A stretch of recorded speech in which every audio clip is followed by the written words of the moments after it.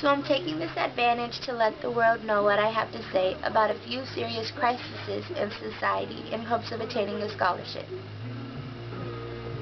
A man named Michael Goodwin considers things like single women, false innocence, new behaviorists, and positive rights as threats to freedom.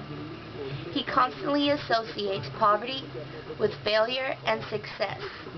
So he is a man that defines success as money. It's quite peculiar to me how this book, Threats to Freedom, constantly criticizes the contradicting circumstances of our society.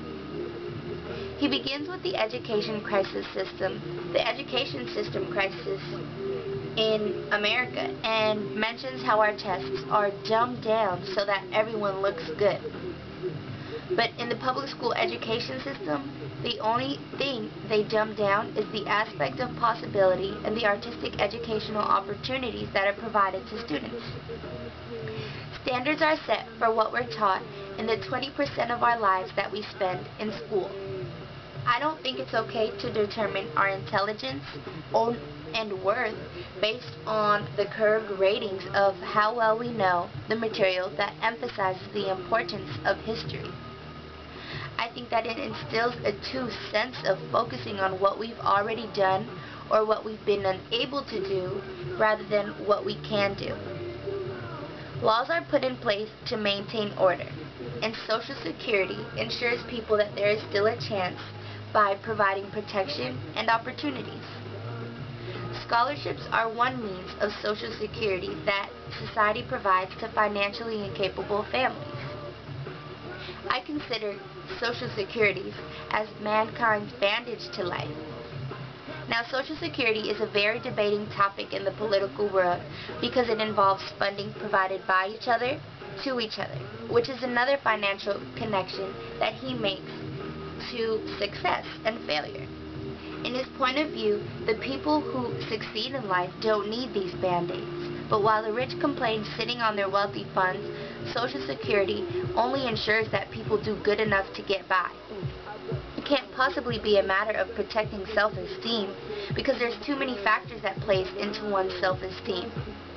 The book Schoolgirls by Peggy Orenstein discusses the effects of education and society's perception of masculinity and femininity on self-image. We subconsciously associate men with power. When a man kneels down to propose, he imitates the gesture of a slave to their master.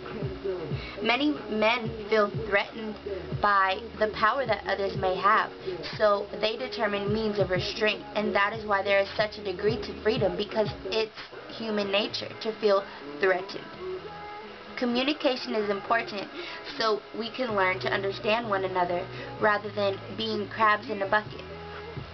Rather than questioning each other, we can learn from our mistakes and the mistakes of others, then use our knowledge to liberate us into pursuing happiness and an enriching life of freedom. We can fail or succeed, but we can take advantage of our chances and protection. I think that we must not deny the fact that the system in which we live in is corrupt, and it's important for people to stand up for what they believe in. I believe that it is true that it depends on the individual liberty of a person, but many people lose sight of their individuality through the circumstantial education and self-image society has. After all, you define your success, and it won't be given to you for free.